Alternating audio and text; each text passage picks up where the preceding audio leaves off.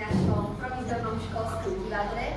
My sme 9. A a na slovenskom jazyku sme sa vlastne učili o divadelnej hre, aké sú tam postavy, že vlastne treba aj nejakých ľudí, ktorí to zorganizujú, aby to všetko fungovalo. No a aby nebolo veľa teórie, tak sme si vlastne pre vás pripravili divadelnú hru 3 prasiatka za tento posledný mesiac, tak dúfam, že sa vám to bude páčiť.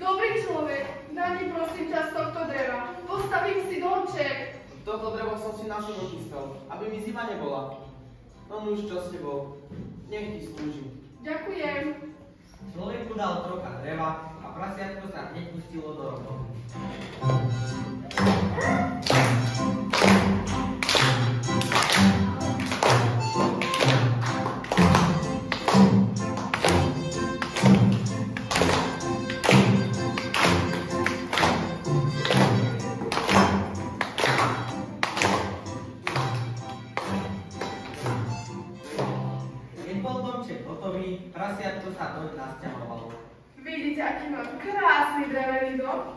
A keď sa dobre zavriem slnka, nezapnem sa ani vlka. Tretie prasiatko kráča cestou necestou a tu stretne človeka s rozlíkom naloženým tehlami. Prihovorí sa. Dobrý človek, daj mi z tých tehál, postavím si domček. Tu máš ty tehly. Chcela som si z nich postaviť domček, ale keď ich potrebuješ, podaj. Ďakujem. Človeku dal trocha tehál a prasiatko sa nepustilo do roboty.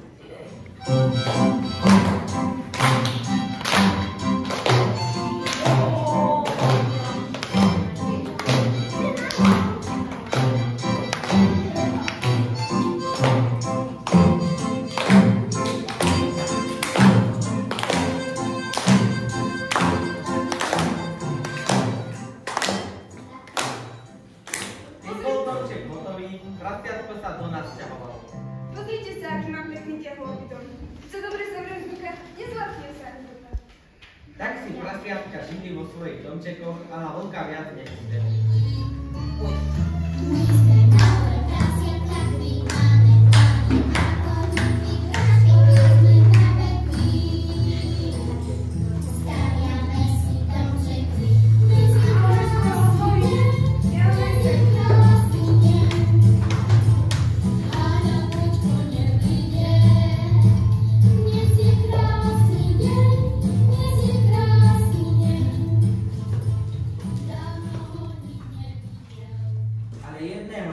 Vyšiel Cuk z hory a zaklopal na predné dvere slameného domčeka. Ale je mi vyhľadlo. Cítim prasiatko. Vietor fučí, zima je veľká, otvor mi prasiatko vietra. Aj keď vonku vietor fučí, nepustím ťa si vylúčiť.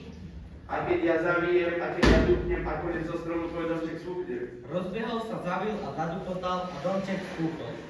No prasiatko nečakalo. Vybehlo zadnými dvierkami, bežalo a bežalo a ukrylo sa u prasiatka v drevenom domčeku.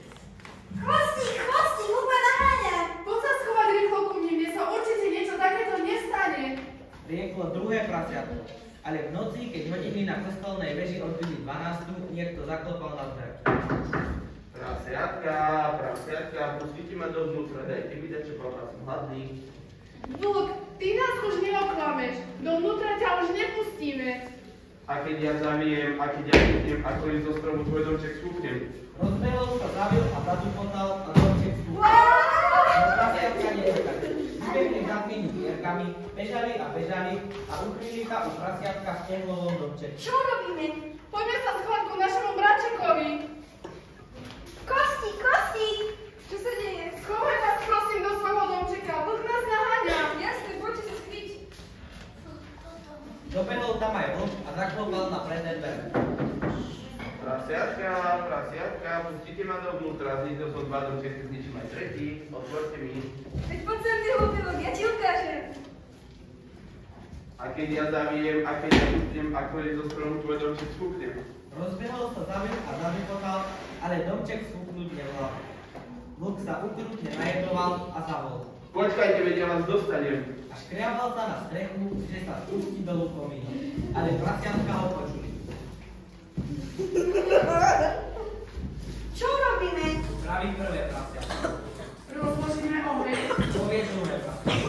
A ja môžem odkoriť s vodou. Praví tretie prasiatko. Chvostík, ostalo ti ešte drevo?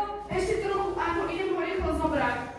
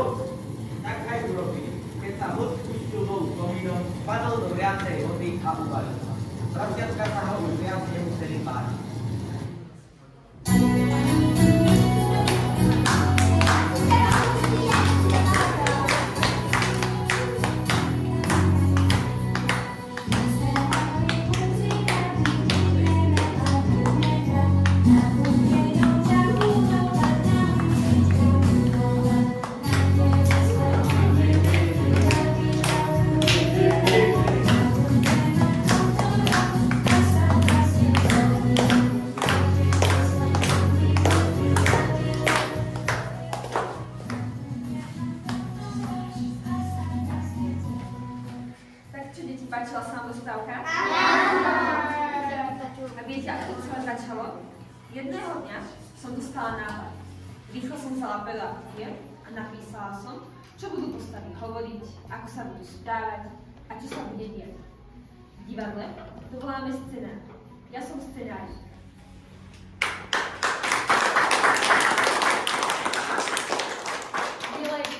Viete, kto pre vás pripravil toto celé divadlo? Zohnal týchto ľudí, napríklad hercov, scenáristov a naučil postavy, kedy majú byť smutné, naopak šťastné, kedy majú utekať? No predsa ja, a som režisér.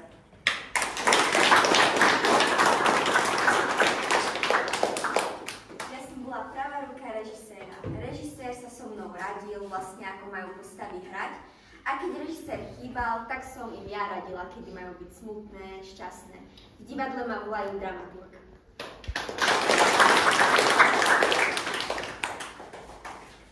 Deti, my sme stárnili postavy, ktoré hrali v tejto rozprávke. A viete, ako sa voláme? Tri prasiatka. Tak sa voláme rozprávka, ale v divadle máme nejaký určitý názov, ako sa volá. Hlavné postavy. No áno, sme hlavné postavy, ale v divadle nás volajú herci, pretože my stvárňujeme tie postavy a ukazujeme vám, že čo tie postavy v tomto deji robia.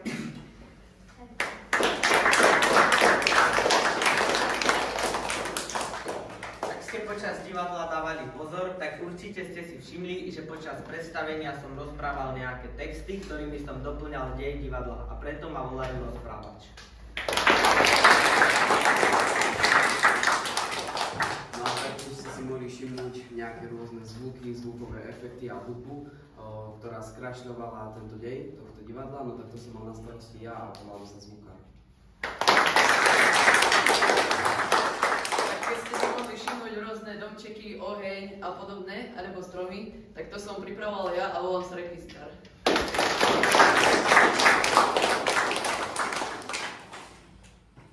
Ja som sa postarala, aby herci vyzerali dobre, aby ich tvár aj oblečenie boli pekné. Volám sa vizažistka Augustina.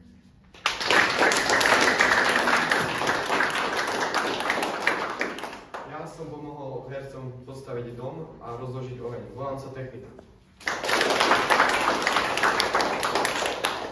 Viete si predstaviť, koľko vašich kamarátov už videlo takéto predstavenie? Je ich veľmi veľa a presne to je mojou úlohou, aby aj vaši kamaráti, ktorí takéto predstavenie ešte nevideli, ho raz mohli vidieť. Mojou úlohou je pripraviť rôzne triedy, kultúrne domy, sály a podobne. Mojou úlohou je taktiež zarobiť nejaké euríčko pre hercov, pretože nám už dúbková vila eura nenosí. Ja som producent.